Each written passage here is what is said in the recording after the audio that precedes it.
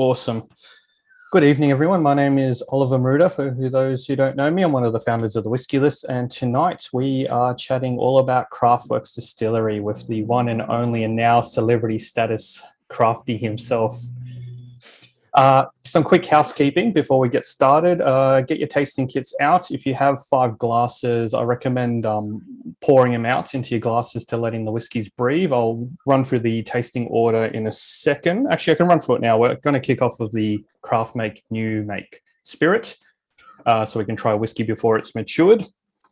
Crafty, I know we didn't have time to set this up, but I'm thinking the Capertee is next. Probably. Oh crap! That reminds me. Thank you. Yes. Yes, definitely. All right. Definitely. Capertee number 2. Then IM2 as the third one. I haven't actually got my list with me, Ollie. Or do you want Spirit of the Man? Probably. Yeah. Probably go new make, then go Fuar, then go Spirit of the Man, then go I Am. How's that sound? And the Capertee? And the Capertee before I Am 2. All right. Let me go through that one more time. So Craftworks New Make Spirit, Fura, which we'll explain what that means in a second. Craftworks IB, Spirit of the Man, is number 3. The Capertee, Cellar Door Release, number 4. And the 5th whiskey of the night is IM2. So I'll post that into chat in a second for those who are joining late. I think a few more people since joined. Great. If you've got cameras, chuck it on. It's always good to see people's faces so we can see your reactions. We record all these tastings, so if you need to drop off or watch it later, I usually email out the YouTube link the next day and send it out to everyone. Yep. Josh, when you finish stuffing face with dinner, a few people just having dinner as well in the background, but always welcome. What else? Drink plenty of water. These are some pretty high ABV whiskies. Please don't drink and drive. Hopefully everyone's at home or on holidays, as Mark is down there. I'm down on the South Coast. Super in like casual setting. So if you've got a question, ask questions throughout. If you prefer to unmute yourself, just put your hand up and when there's time, I'll unmute you if you prefer, but just easier to put it into the chat and I'll ask Crafty. Otherwise, at the end, I'll unmute everybody and we can have a bit of a chat if there's a bit of time. We'll aim to do an hour and 20 minutes for this tasting tonight. And I think that's it for housekeeping. So the man of the hour, Craig Crafty Fields of Craft Works Distillery. Mate, this is your second tasting with the Whisky List. The 1st of December 2020, we actually were chatting and drinking IM2. I was just looking at the archives. So we're back for round 2. And welcome, mate. Great to have you on board. Great to be here, Ollie, as always. And looking forward to a relaxed night. As you said, ask questions. There's no such thing as a dumb question. I ask dumb questions all the time. Yeah, ask away. And if I can't answer it, I'll get back to you. Awesome. All right. Well, if you haven't poured the first whiskey before we get into it, it's always good to get started with something on the lips. So let's kick off with the New Make Spirit. So if you've haven't poured it in your glass, give it a try now and let's start chatting. And the very first question, Josh, kicking things off, why is the New Make at 48% Crafty? And then we'll chat about Craftworks and we'll get into that in a second. But let's chat New Make first. Yeah, no, very good question. Okay, so typically I barrel around about 65%, which is very much the traditional Scottish approach. I am actually now working down ABV, probably going to be around 60, I think, based on research I've done, particularly in the US. What you've actually got is something which is broken down further, and that's because we break it down and we sell a little bit to bars. And the idea is it's a base spirit they can use for cocktails. But I also thought it's probably more approachable for people that haven't tasted New Make at that ABV. And it'll give you a really good indication of what our New Make is all about. So hopefully that answered your question, Josh. I'm going to assume everyone in the room knows how whiskey's made, but the 30-second spiel that I always like to say is you basically take some barley, you grind it up, you boil it, you let it ferment, you add some yeast, you turn it into an unhopped beer, essentially. You distill it twice, and then you mature it for 2 years in Australia to be called Australian whiskey in an oak vessel. So it can be an ex-bourbon cask, it can be French oak. There's hundreds of different types. There's even red gum that some Aussie distilleries are playing with. But Crafty, what I wanted to actually ask you, and super noticeable, is there's some, I've tried a few different new makes. This one has got a very different, distinctive taste, and that's because you are using a very particular style of barley, and can you tell us about it and where it's from? Yeah, no problem at all. Okay, so when I started in 2017, thank you. Anything else, Master? That was the Todd just bringing in the Capertee, because I didn't have any in my craft booze bag, so now I do. So going back to that, okay, so I started in 2017, and my approach, I was highly influenced by Laddie as a distillery, but I was also very influenced by 2 US distilleries, one called Corsair and one called Westland Distillery, not Westwood, Westland. There's 2 Wests in the US, and it's coming at it more from a beer perspective. So as opposed to using a single variety of barley and just a single strain of barley, you're building complexity.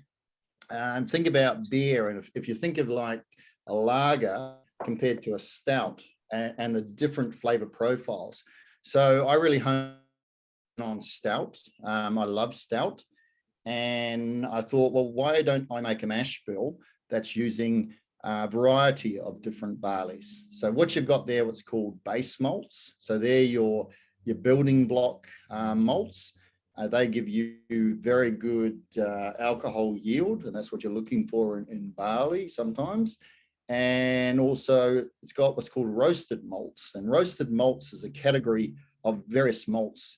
The best way to think about it, I think, is you take a base malt and you may stew it and cook it and roast it, or it may just be straight roasted. So think of like a coffee roaster and what they do with their beans. So the more you roast it, the darker it is, the heavier the flavor. And you have malts, for example, in our one, we have a malt called chocolate malt.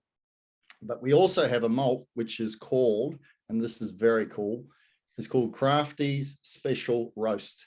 And what that is the craft maltster that I work with, they actually malt my barley to a specific level, and it is just for me. So who do I get my malt from? I worked with Voyager Craft Malt for many years.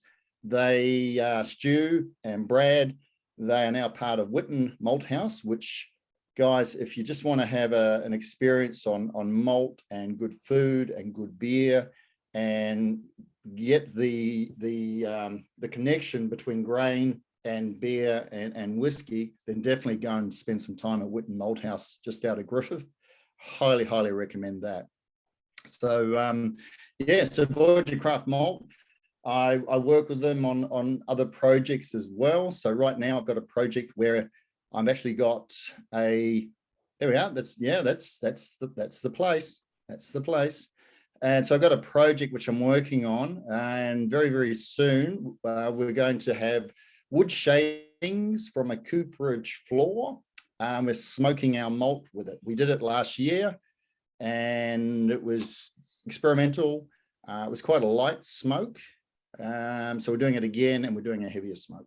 So that's the short answer. Carry on. Sorry, Ollie.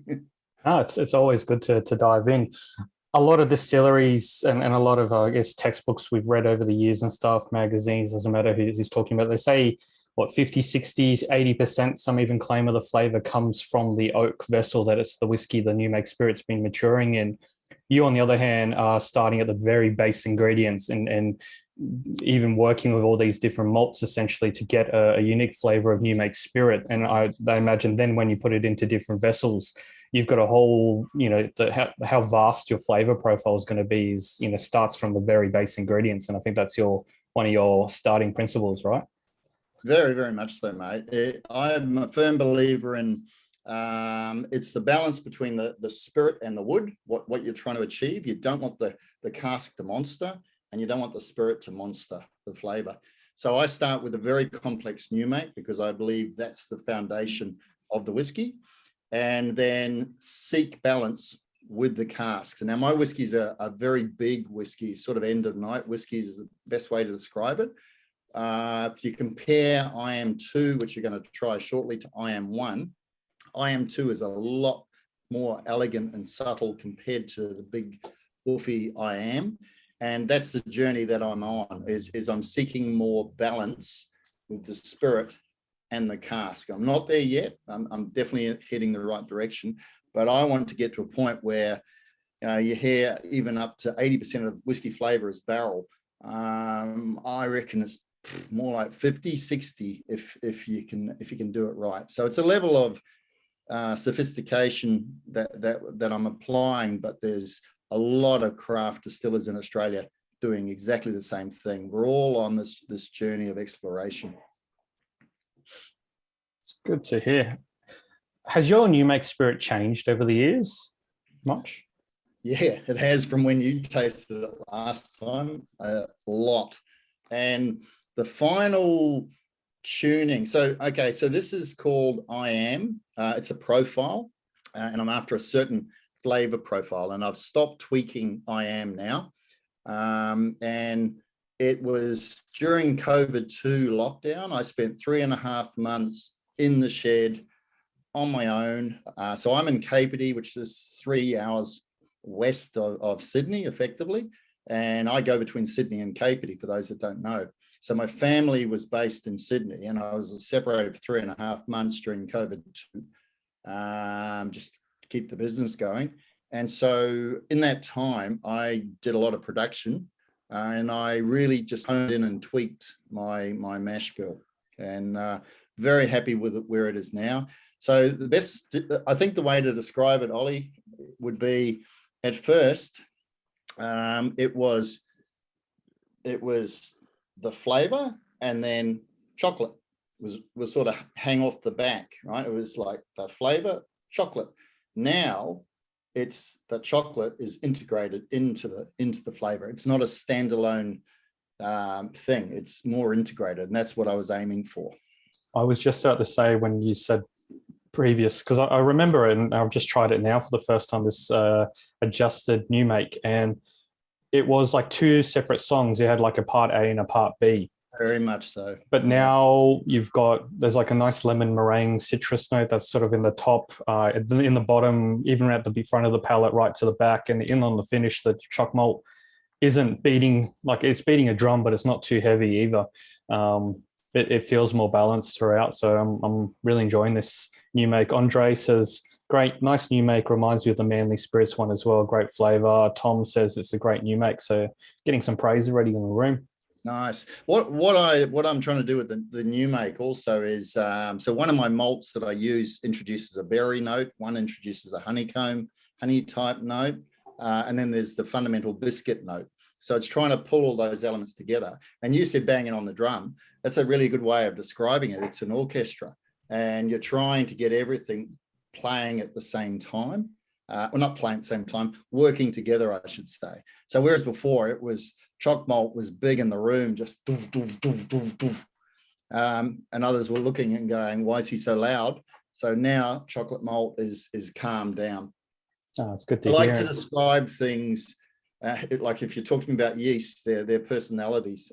This helps me comprehend things. So that's they are a living creature, so no doubt they have some sort of personality. Oh yeah, do they want?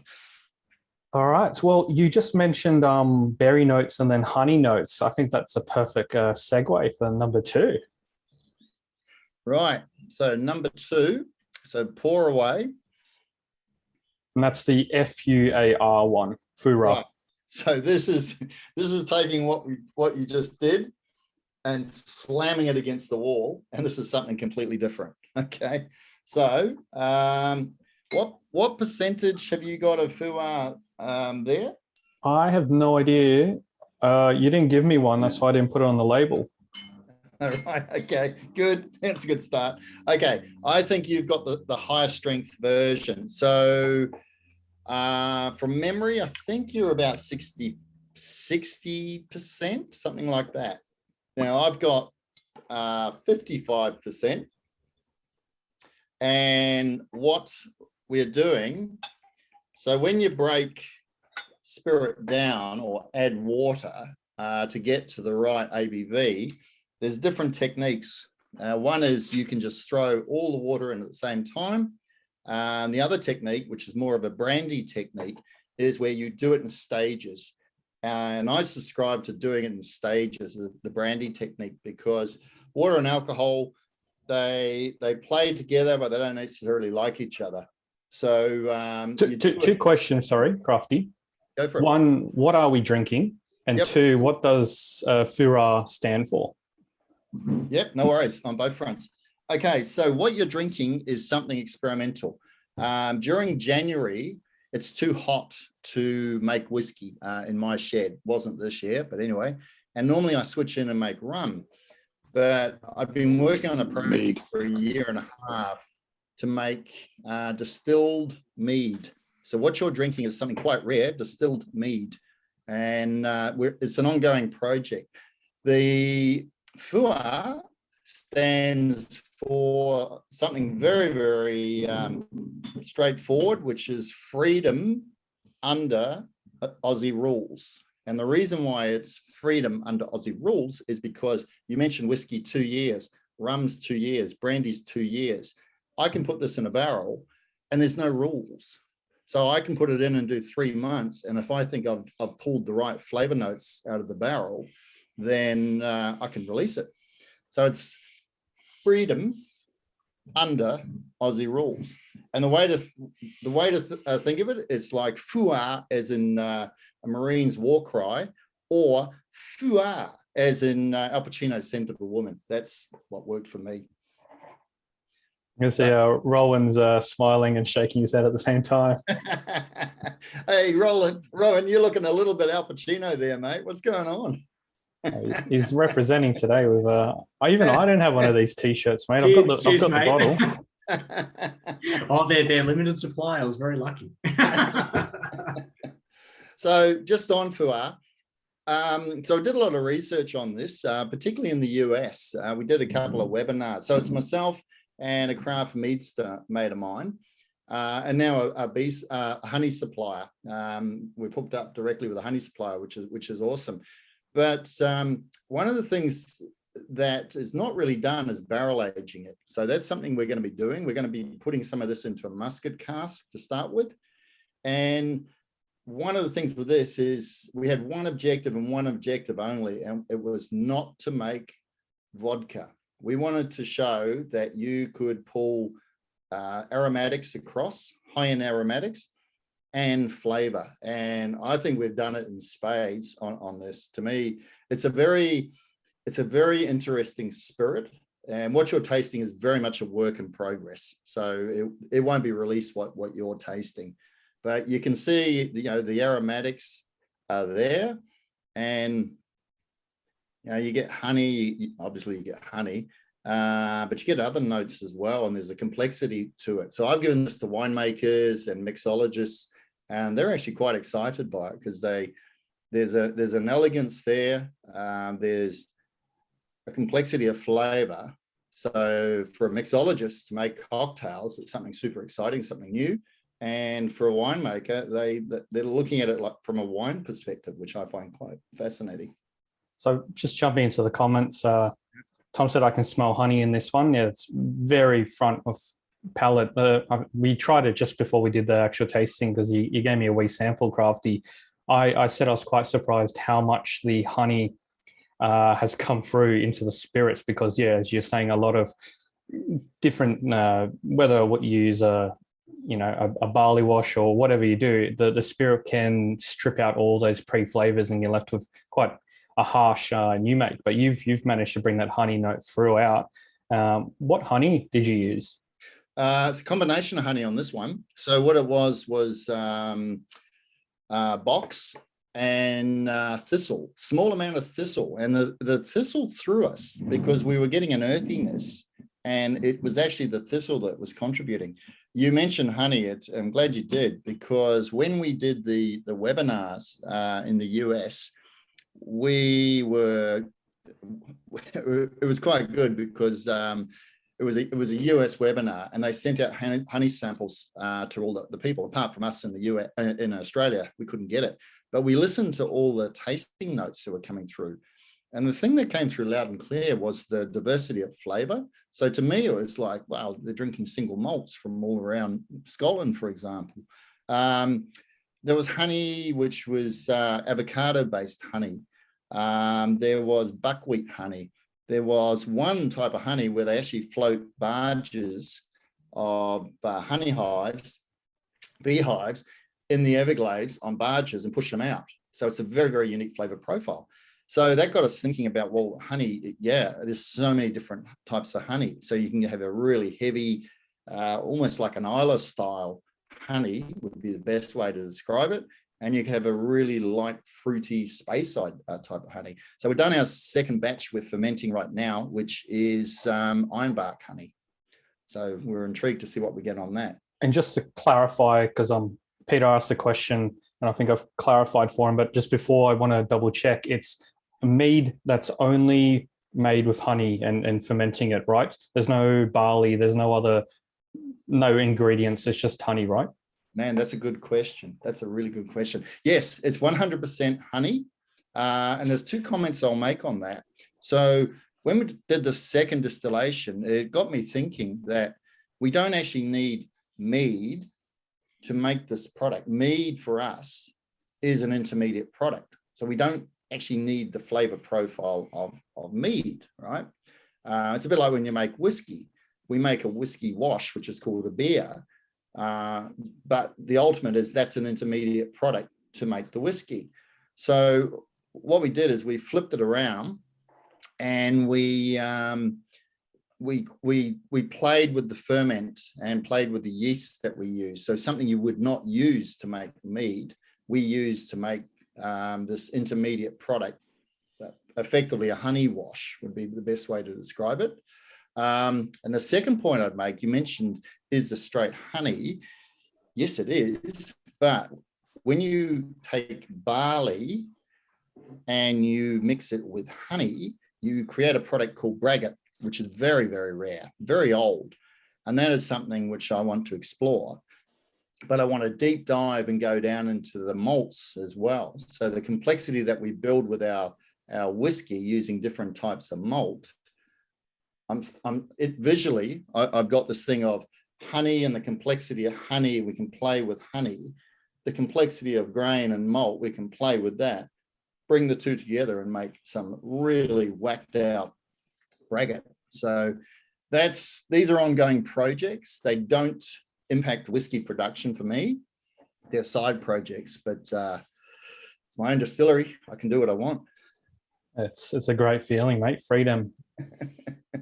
Jay's just said he's found a new spirit for wintry hot toddies.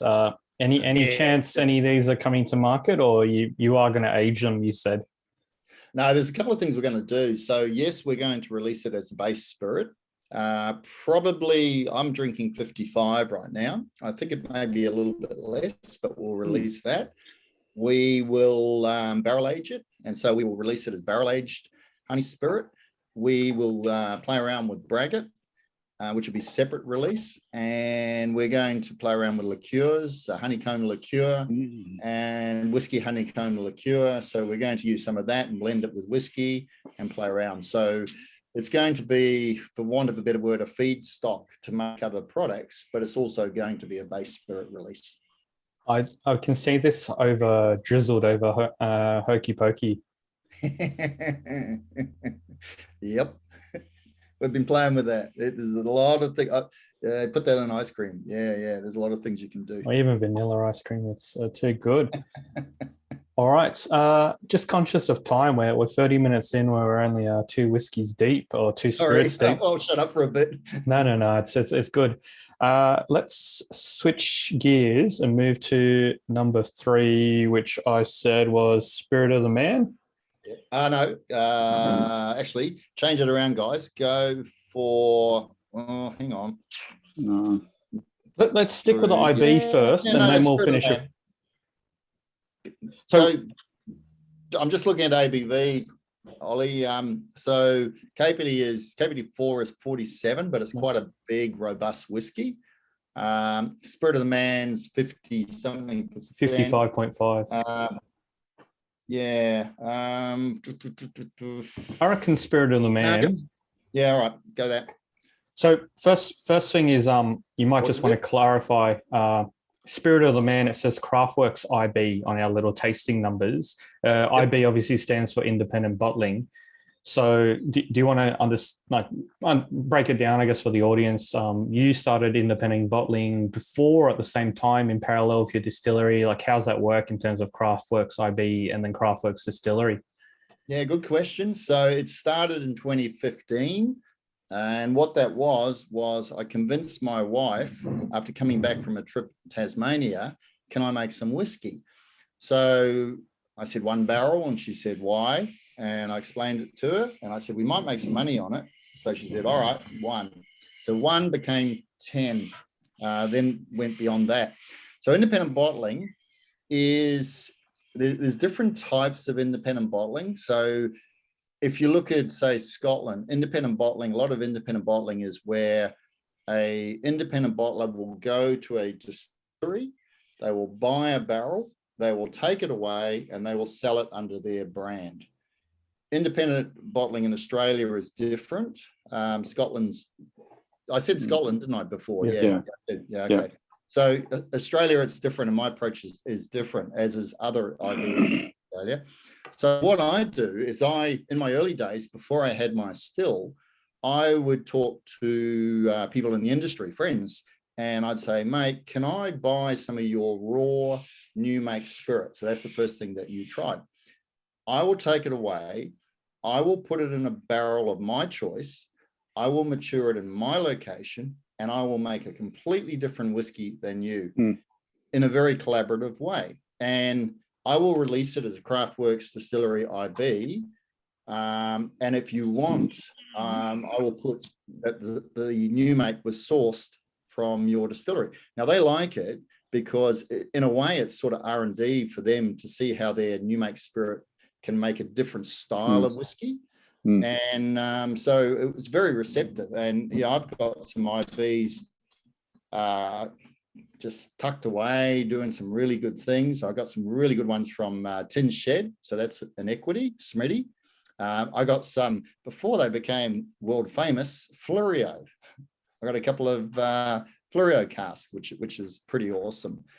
So, but a lot of these distilleries that I got in the early days hadn't released. So I couldn't disclose where the new make spirit came from because they hadn't released. And that's fine, no problem at all. But where we're at now is this one, Spirit of the Man. This is very cool because this one is full disclosure. So this is Manly Spirits New Make, original Manly Spirits New Make that I matured 100% in Capertee in totally different barrel format to what David and Vanessa were using, and made a totally different whiskey, which just shows you that climate and barrels absolutely have impact. Terroir. I love the explanation you've just put forward in terms of Aussie IBs, can do it slightly differently than some do in Scotland and around the world. Was it always a view to kind of, I know yourself and a few other distillers sometimes will buy new make spirit whilst their own distillery is getting up and running just to, have stock maturing, get some cash flow going, that sort of stuff? Or is this always meant to be like a separate project for you for R&D, for experimentation? No, not at all. It started with me. It started with like what you guys are doing, and what I still do is just appreciating whiskey and drinking with friends and just having a good time. So the IB projects were 1, became 2, became 3, and I actually matured my early casks at Blackgate Distillery in Mandurin, a good friend of mine, Brian Hollingworth.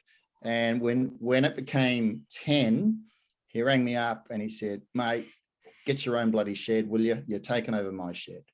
So that sort of forced me into thinking, well, okay, I'm going somewhere here with the IB, so I need to do that.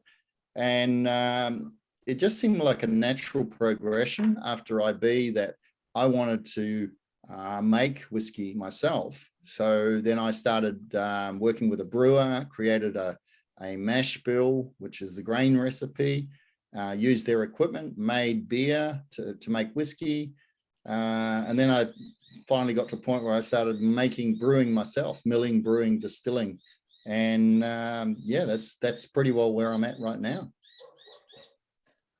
Love your there's been plenty of challenges. You've had bushfires, floods, COVID, mate, but your perseverance, your resilience. We won't mention the name, but your first 2 barrels may have never been filled as well with a particular Tasmanian distillery that we'll leave out for now. But mate, you've had a bit of a journey that get going, but it's a testament to have both your IB and whiskey now, even round 2 that we're about to get to, is huge congrats first of all for that. Thanks. So with the Spirit of the Man, this is 50. What do you got recorded? 55.5. Yeah, right. Okay. And the cask is a very unique cask. So it's a cask called a super cask. And what a super cask is, comes out of the Barossa. I work with a cooperer. He's a good mate of mine. He's a mentor of mine. And what he does is he takes Shiraz casks and fills them with Oloroso Spanish sherry and seasons those casks. And then removes the ollie, goes into other barrels, and then he'll cooper a barrel to what size you want. And they're toasted and really heavy charred.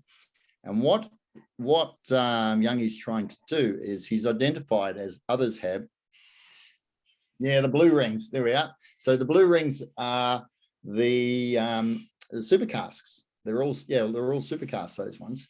And so a super cask format is a close approximation of a fortified old wood cask. That's the journey that he's on, and I've been on that journey with him. And so super casks build some big, complex flavors. So this Spirit of the Man, absolutely, I could tell it's a super cask straight away. It's worked beautifully with the Manly New Make Spirit. Totally different to my whiskey, as I would expect, but very, very pleased with Spirit of the Man. I'm going to jump into the comments very quickly. Andre, I missed your previous one. So in the honey mead, I'm just going to call that out, Grape Hubba Bubba, Turkish delight. Cool. Mate, so that's one to add to the list, Crafty. Yeah, Hubba Bubba. I thought you might like that one. With Andre actually follows up with Spirit of the Man. So on the nose, sweet maltiness, honeycomb, crunchies, chocolate bar, goji berries, palate, sweet, floral, aromatic, honeycomb, chocolate, malty, dried apricots. I'm getting quite a few of these as well. And a long finish, milk chocolate, honey, vanilla ice cream, wafer sticks. So I don't know if everyone else at home is getting similar tasting notes. Jamie says this is awesome. Tom says very nice. Wonderful description. So simple, but made top props. Very nice. Cool. Jeff, welcome, Jeff. Good to see you, mate. I really like Spirit of the Man. Very tasty. Cool. Now I just got to release it. I've just got to get off my bum and release it. It was meant to be released in January, end of January, but everything just got in the way. So it's it's going to be a fun release, that one.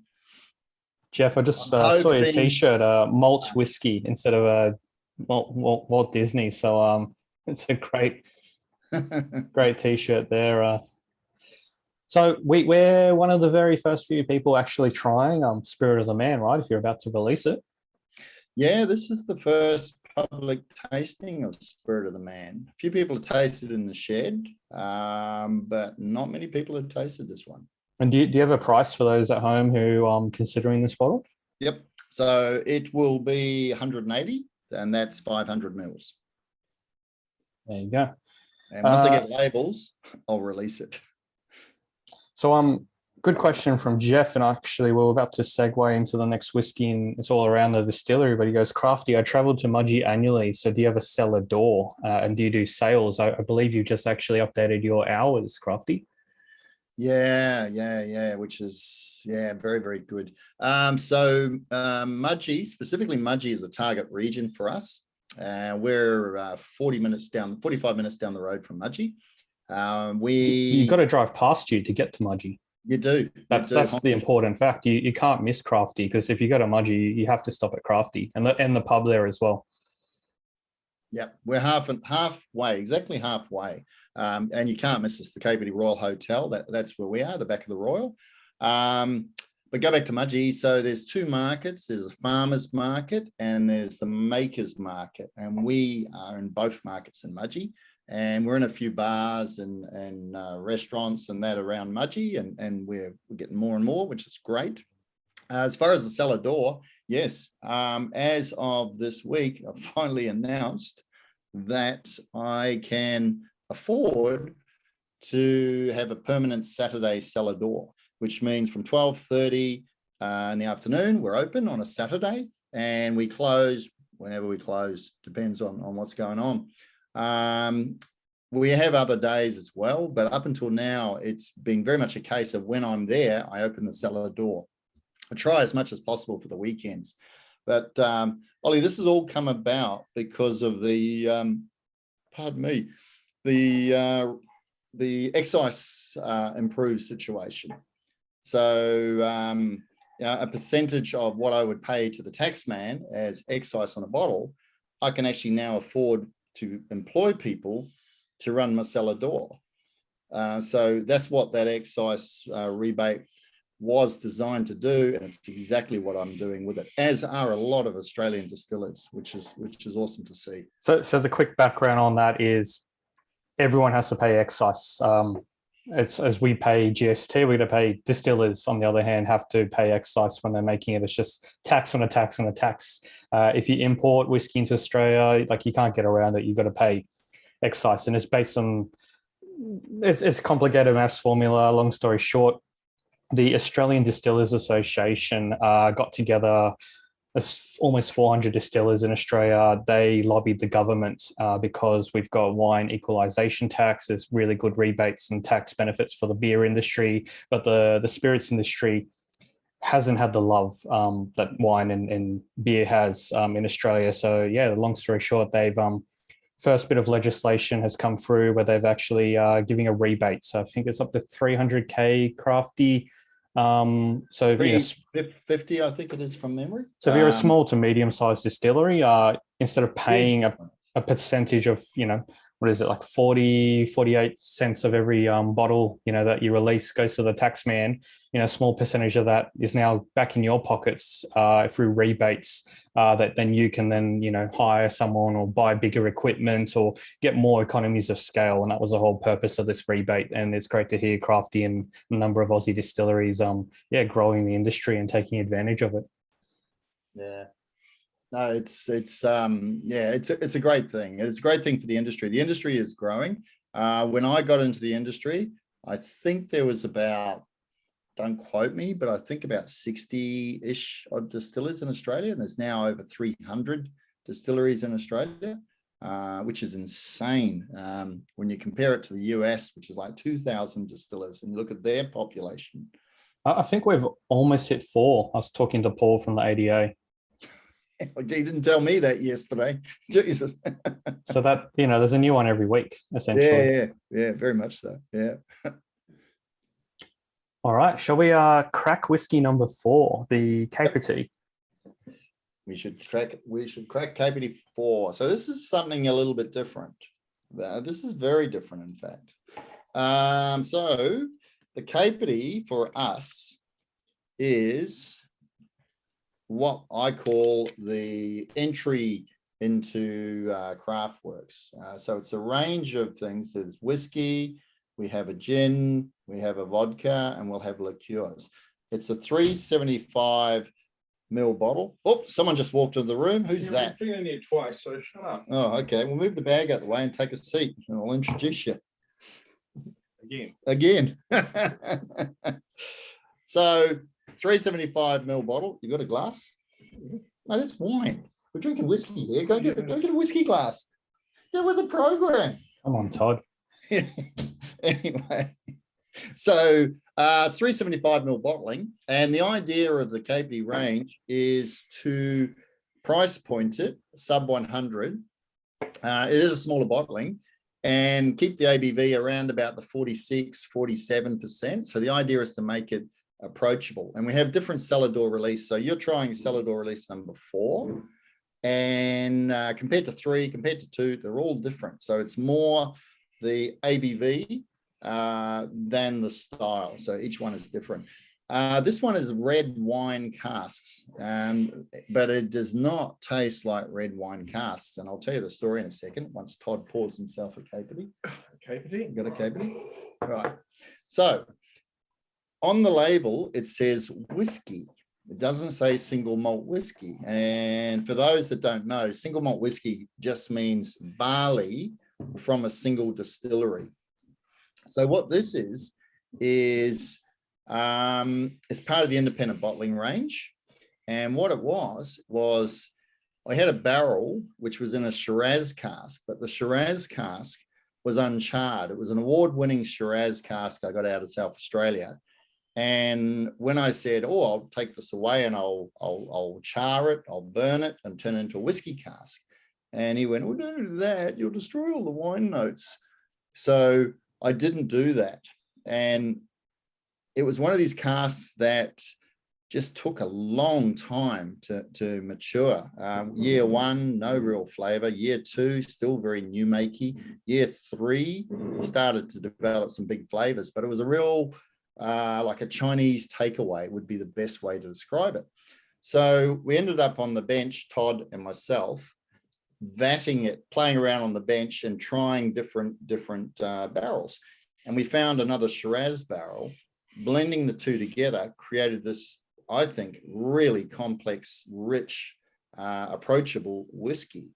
So the new makes are from 2 different distilleries. So effectively, you're taking a single malt from one, single malt from the other, and blending or vatting the 2 together. So it's not a blended whiskey. It's what we call a vatted whiskey. So, and it's, yeah, what do you think? For me, we were debating previously, like the earlier bottle, 55%. This one's only 47.3, but it is super moreish. It's big, it's punchy. That's the very first thing that comes to mind. I'm just trying to unpack it a bit. You said French oak, but with a red wine as well, the Shiraz, yeah? Correct, I'm not yeah. getting much Shiraz. I'm getting some red wine, but it's you've hidden it well. That's why we don't call it a Shiraz cask, because if you pick this up and go Shiraz cask, and you go, that's not a Shiraz cask, because it doesn't have any of the characteristics of a Shiraz cask. To me, this is a really chewy, muscular whiskey. Muscular? You like muscular? Muscular. Muscular is good. Yeah. So we go with muscular. It's not a light, space-sidey, floral type of whiskey. It's got a lot going on. And the feedback we're getting from this is most people are liking it more so than the other Capertee releases. To the point, we think we're going to enter this one into competition, Ollie. I think I've tried batch 1 from memory. So each one is slightly different. They are batched. So I can disclose one of the new makes, but I can't disclose the other new make because they didn't want it disclosed. But look how oily it is. Jesus, that's so oily. So one of them was Marty Pie, Riverbourne Distillery. And the other one was a New South Wales distillery. When I released... They're no longer around, or they've moved? No, they're around. They're around. They're definitely around. and it's got a smoky note to it, a very, very gentle smoky note. That is not due to peated barley, smoked barley. It's got nothing to do with smoked barley. That is pure barrel char, or burning the barrel. So by regulating the toast and the char levels, you can actually pull out smoky notes. You can pull out chocolate notes. There's lots of different things you can do with barrels. I'm learning all the time. The barrels are a deep, deep dive, and I'm very, very fortunate. I work with Wine Oak in Barossa, good mates, and also Transwood Cooperage down in Tas. Dave and Laurie doing some amazing work down there, and Youngie doing some amazing work in Barossa. And we also source barrels through barrel brokers. So Robbie Tugnott, he's bringing in some good stuff from overseas and locally as well. I'm just going to share my screen quickly because I I don't know what love people talking. think. So that's, can everyone see that? That's just charring a barrel. That's really charring a barrel. This is Is there any wood left? well, it looks like it's come through the bung hole and everything, but that's a zoomed in photo, but that's an ultra charred barrel there basically. So just Google charring whiskey barrel and you'll see plenty of examples there. And everyone's got slightly different techniques. Some distillers burn from the top, others have weird kind of gadgets and machines. There's an amazing video of Jack Daniel's distillery. They have automated, so it comes on a little trolley or a train. The barrel comes in, it puts it in a pipe in like a napalm sort of burning thing. The whole thing explodes with fire, and they just it's all spec'd by computers. Then water puts it out, and then the next barrel comes through, and it's this tiny little burning house designed to burn the crap out of hundreds of barrels per day, because that's just Jack Daniel's size. But you guys do everything by hand, right? Very much so. I mean, that previous photo you saw, it was just charcoal. That's what you call alligator char. Very much the bourbon guys in the US, that's what they go for, just really full on alligator. And part of the reason for that is you actually are creating charcoal, and charcoal is a natural filter. So if you've got any sulfur and nasties and that in your whiskey, it'll clean it up. Now in Australia, we use heavy char. I don't go alligator, and I'm moving more and more towards a lighter char and playing with the toast levels. If you want to see someone do it, I would recommend one. Andrew Young, Wine Oak, he does actually a day where you go to the cooperage and you'll make a barrel yourself and you'll walk away with a barrel, which is very cool. Transwood do an experience down in Tassie. But if you want to see a distiller just doing it, Peter Bignell, Belgrove in Tassie. He does some pretty cool stuff. He lights his own barrels and rolls them down the road. It's very, very cool. You might want to find that video, Ollie. It's very, very cool at some stage. He's got some amazing gadgets. He's a Willy Wonka of whiskey down there. I think, Tom, you asked why is there sediment in one of my sample bottles. That's probably the char just come across. If you buy single cask, if you've ever gone down to a distillery and watched them empty a barrel into a vat, and that's why they let it sit usually for a couple of weeks, is not just to oxidize, but to actually let it settle in the flock, all this fatty stuff that we've bottled with over him in the past as flock shots, that it's the buttery stuff.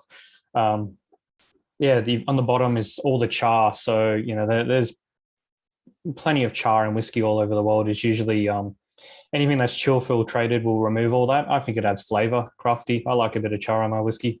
I'm the same. You talk about flock too. The analogy I use to describe flock is it's like you got that gravy pan and you've got that, the stuff that's stuck on the bottom. It's really concentrated and rich and everyone wants it. That's what flock is. So there's nothing wrong with a bit of flock in your bottles. No, it's whiskey butter. So on the Capertee bottle that you've mentioned, there's a picture of the Capertee Gorge, and I just wanted to show. This is coming from Sydney. Yeah, This is the pub, and then that shed at the back there. That's Crafty's little distillery and workshop and bond store there. So stop in for the pub for a feed, then walk through the pub out to the back on a Saturday when the cellar door is open, and that's where you'll see Crafty or one of the staff working there, and you might actually catch him in the middle of a spirits run as well if you're lucky. Look, as I say to people, our brand is very much humanizing the art of whiskey, which is all about storytelling, accessibility and transparency. So the accessibility side of it is give me a ring. If you're coming through and you want to see if we're there, just give us a ring or send us a text or send us an email. We're fully approachable. We love having visitors. So yeah, the pub is open 5 days a week now. It's working back towards a 7-day-a-week pub. So it's pretty cool. And I'm there during the week and weekends. So when I'm there, I generally put a Facebook post or an Insta post out to say, hey, cellar door is open. But I may be stirring the mash and I may be in a critical time. I go, just give me 5, let me deal with this, and then I'll come and see you. The last The spirit run is not the time to turn up for the cellar door. Yeah. Just saying. very true. You might want to explain that, Ollie.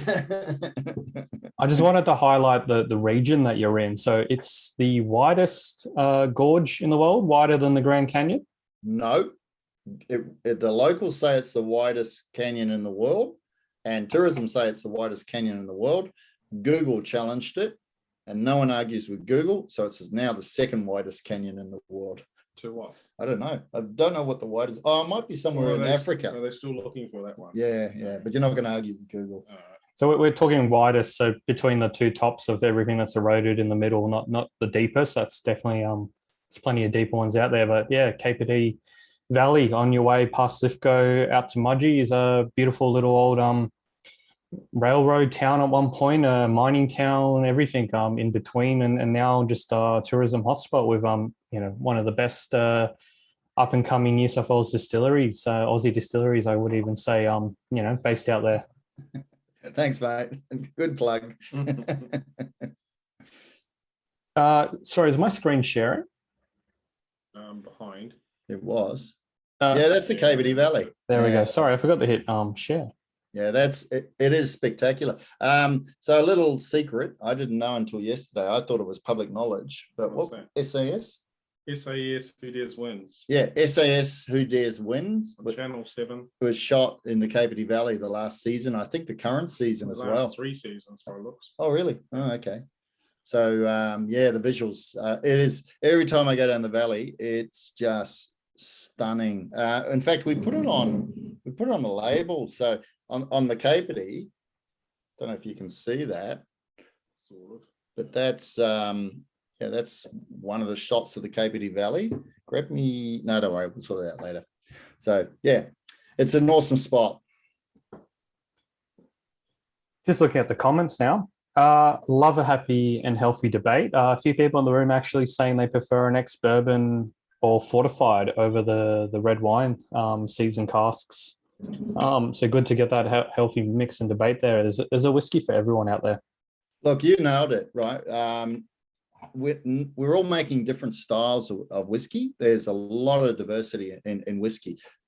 These guys, don't know if you can see it. Backwards. They are doing some cool stuff with grains, with rye, with red gum, casks, all sorts of things. And not everyone's going to like it, same as not everyone's going to like my whiskey. And that's fine. If everyone was making the same whiskey, God, it'd be boring. So yeah, there's a whiskey for everyone and a time for each whiskey. And having said that, you are making fortifieds, you've done ex-bourbon before, and you have some in the future. So red wine is definitely not your style. You're all about good quality barley, experimentation, and different casks, to create your own sort of flavor profile, right? Yeah, very much so. And like I mentioned before, I Am is a signature profile that we worked on. We're now working on UR, which is the next one, which is using more of the specialty malt, which is malted specifically for me, called Crafty Special Roast, and no chocolate malt at all. So it's coming down the spectrum, and it's more biscuity honeycomb berry, but not the chocolate note. So we're working on that one. In fact, next week, if I get my ass into gear, I'll start making a batch of that. And then the other one is which is the smoked malt, which we did last year. And it was all biscuit and bacon on the nose, a bit light on the spirit. So that's why we're going in again. And that'll be a big, robust smoked malt. Mate, you're jumping ahead. I always have a finish up question going, what's next? What's looking forward? What can we look forward to? But you've nailed that already. For those at home who haven't poured whiskey number 5, I am too. Pour it in your glass now. Let's give it a few minutes to breathe. So we've been chatting about Craft Works is a very complex thing. You've got IB on the side. So you said that was 2015. You started distilling in 2017. Is that right? Sorry, I started distilling at 2017, not in my shed, in Marty Pye's shed at Riverbourne Distillery in New South Wales. In 28, my still arrived late 2017, and January is when I actually fired up. January 2018, I fired up Sunflower Still number 1. There you go, and that's based at Capertee now with your bond store. So everything's Correct. now in house. Everything's in house. Yep. And last time you were telling me you were thinking about expanding the shed into, because you weren't renting out the whole thing. Has that happened now? Yeah, you wouldn't recognize it, mate. So it's 2 sheds now. So whereas before, to give you some idea, it was a 60 square meter shed. And to make my whiskey, I had what's called a mash tun, which is basically a milk vat with a screen. You put the grain and the water, and the screen stops the grain from coming through. Mine lived on a boat trailer because I couldn't leave it in the shed. So I would pull it outside, clean it, leave it outside, and then bring it in the shed each week, pull it in. And what was that pain? It was a pain, not wrong. So now we've got 2 shed spaces. So we've actually got the ton on blocks, not perfect, but we're getting there. And we've got a lot more space. But last year we laid 3,000 litres. So if they're 100 litres, that's 30 barrels. This year we're looking at laying about 50 barrels and going, we don't have enough space. So we're now looking at our options on space, and we've got a few little projects happening, and we'll see how it all transpires. But there's some good things, and there is some expansion coming.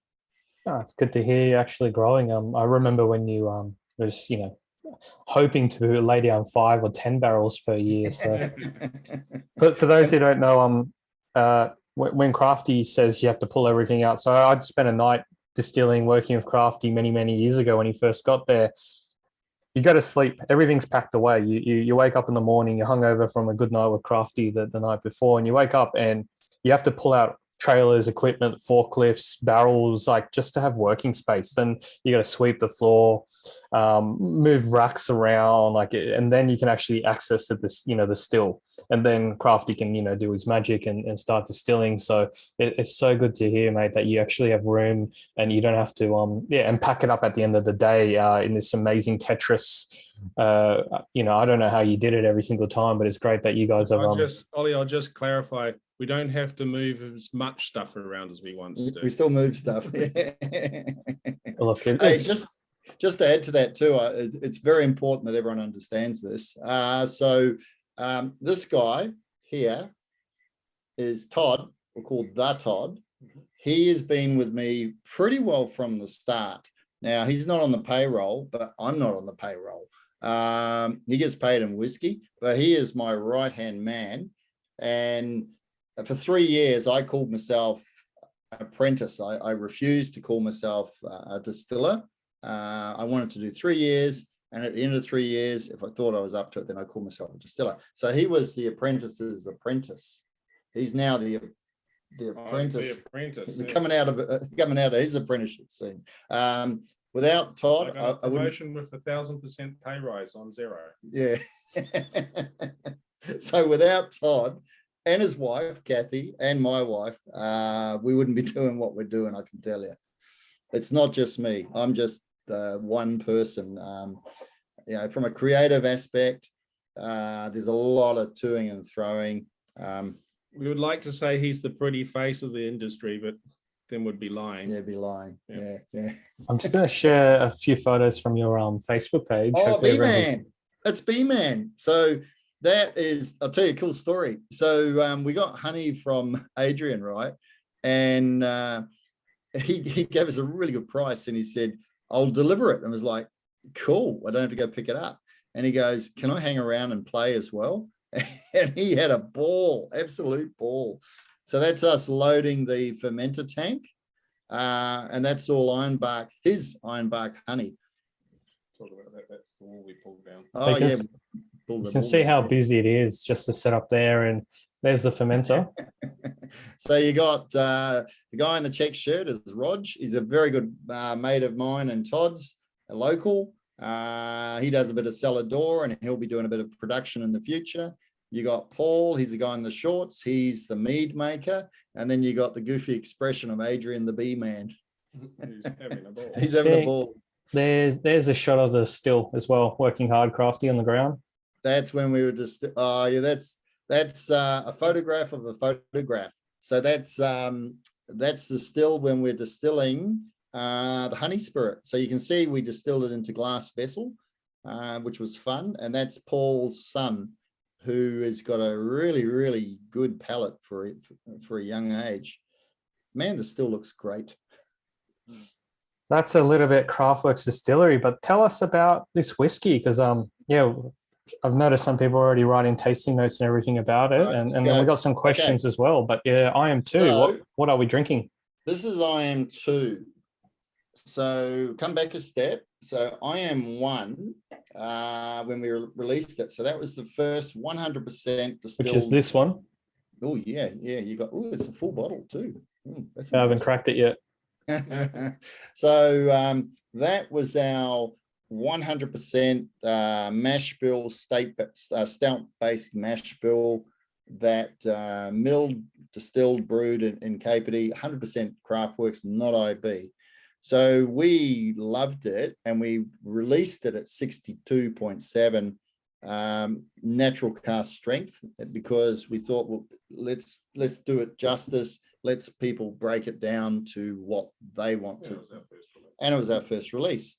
So it was called I Am, because I am means something to me. When I first started, I sort of coined this phrase, I am a craft worker, therefore I am, which is loosely based on a French philosopher, Descartes, which is I think, therefore I am. So what it's saying is I'm doing what I love. That's what it was. Anyway, so we put IN into comp, and we won a London spirits competition, a bronze medal. But what was super cool was we picked up did I say bronze? Yeah, I said bronze. Yeah. What was super cool in the Tokyo whiskey and spirits competition, we picked up a silver for our first release. And that's Japanese judges in Japan, panel judges. You got to go through it. So it was like, wow, that just blew our mind. It was like, we're onto a good thing here. When we came to IM2, my thinking was, I want to dial it back. I want to make it more approachable and softer and more elegant, but still have the robustness of I Am. So that's what we did, and we ended up at 55%, and it's 5 casks that have gone into IM2, whereas I Am was 2 casks. So there's a combination of what you call wet fill, which is straight from a winery. They degorge and we fill it with spirit straight away. No char, no burn on the barrel, and then burnt barrels and some imported barrels as well. So what does everyone get straight off the nose? I'd love to know that. What are you getting? So Andre, again, so quick on the tasting notes, mate. You're doing my job for me. I love it. Nose, mint slice, plums, dates, dark chocolate. I'm getting a lot of plums and dark chocolate as well. Palate, oily mouthfeel, sticky date pudding, charred oak, chocolate covered biscuits, long finish, charred oak, caramel, caramelized figs, dates, strawberry jam. I'm getting heavy figs vibes with this, and there's like a sticky date pudding for me. I agree with that. Yeah.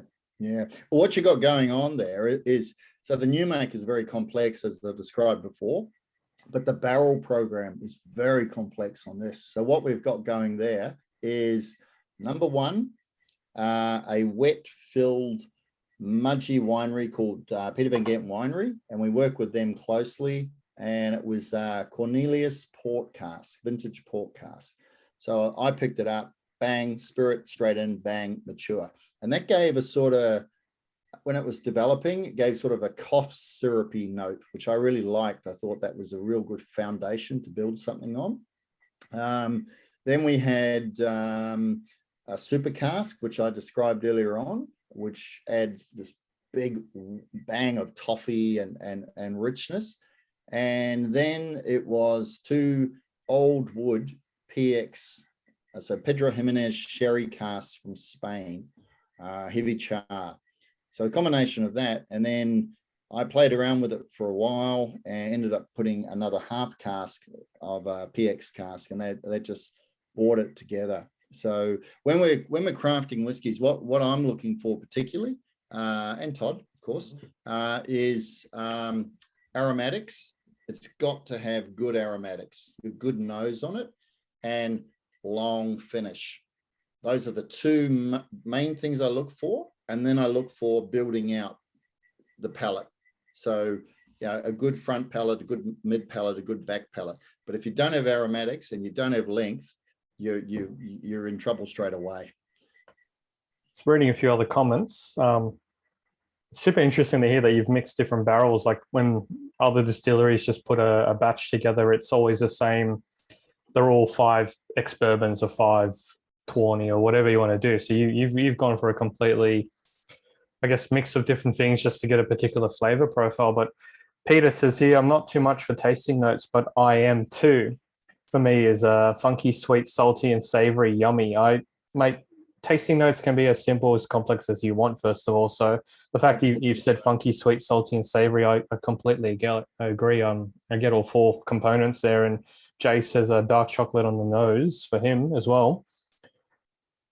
Yeah, look, it's interesting. So Todd, his wife, I've known his wife for years, and I worked in an industry, a printing industry, and color was very much fundamental to my job. So color matching. So understanding componentry was very, very important.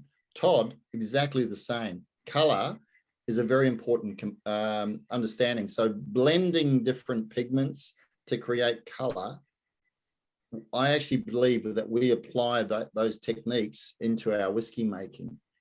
We treat them as components. And another way of looking at it is cooking.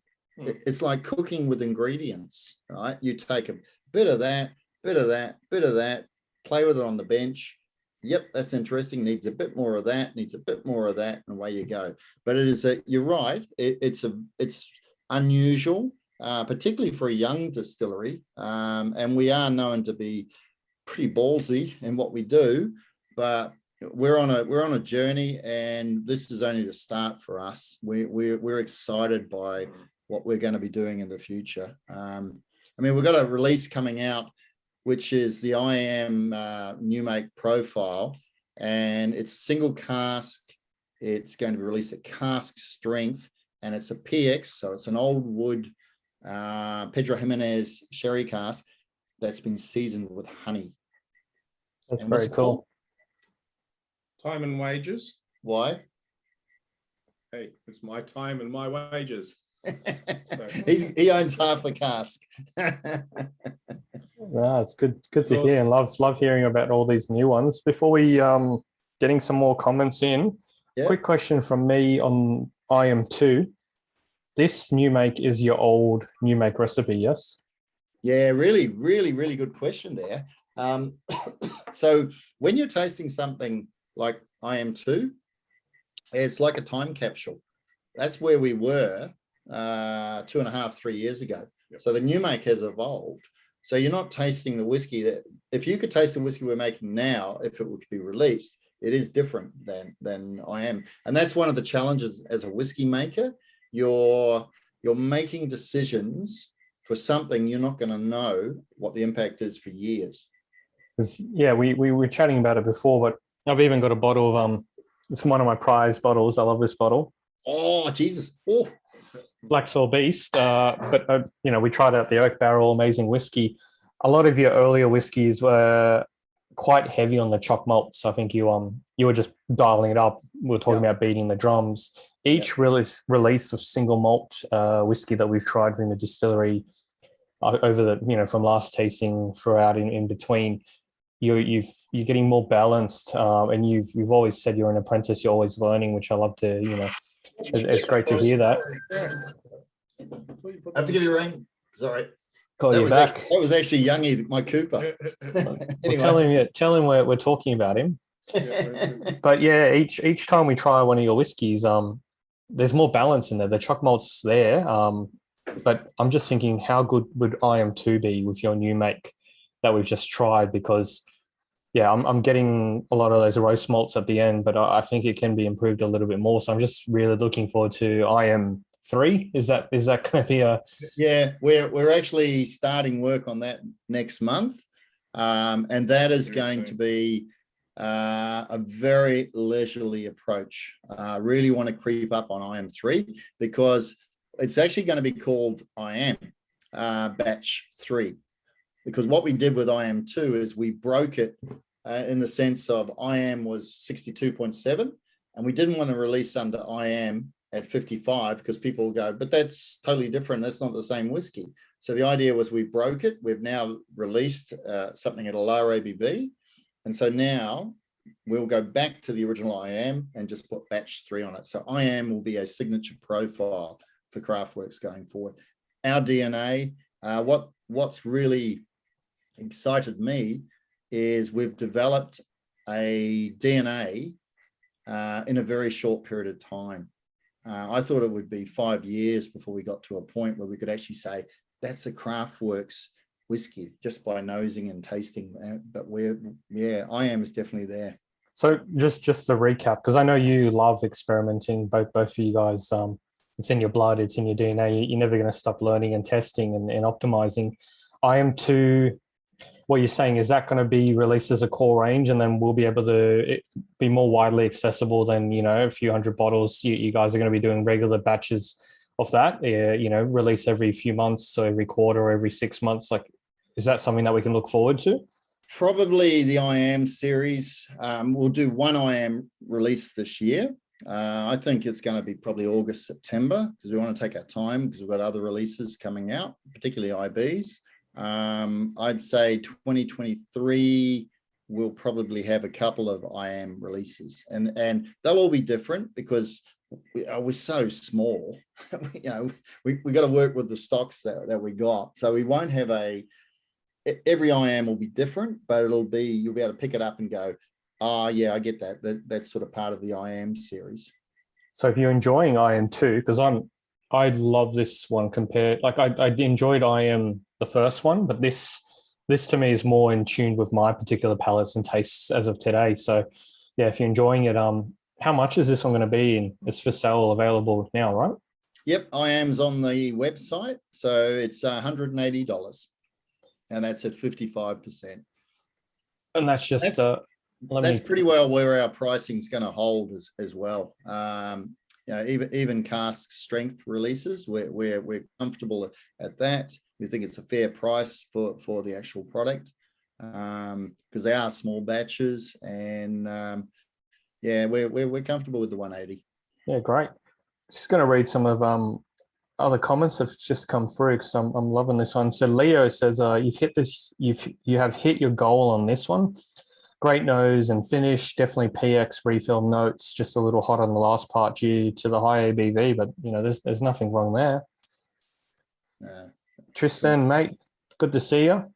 Runs his own little sampling business as well, so to check those guys out. Sticky date pudding, roast lamb, gravy, and mint sauce. Cherry cola, a Sunday roast, and 2 courses, mate. You should work in whiskey, mate. Sunday roast, I like that one. That's cool. That's cool. And Jeff goes, I love the name of this one. I am Canadian. It has been a marketing phrase for Canada's national beer, Molson Canadian, for years. So I don't know if you knew that one. It's also storytelling. So a big part of it for what we do is we tell the story on what we're doing. We're very, very transparent, and as I said, we're very accessible. And it's like I've been very transparent on how we've put that together as far as the barrel program and as far as the new make and that. And to me, I like that, and because that's what I like. When I can talk to distillers who release and they'll tell you, how they put something together, and you go, that's really cool. So we're gonna continue to do that. I'll tell you, I've had two really just knock my socks comments on IM2. I think I told you the second one, I'm not sure. So the first one was Voyager Craft Malt.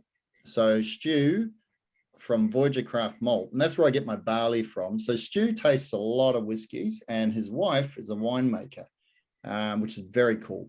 And he rang me up one day and he said, mate, put your feet up. And I went, what? He goes, put your feet up. And I go, what do you mean? He goes, you're not going to do any better than that. That is a cracking whiskey. And I was like, wow, how cool is that? That's the guy who's supplying your barley. So that was cool. And the other compliment that we had was last week.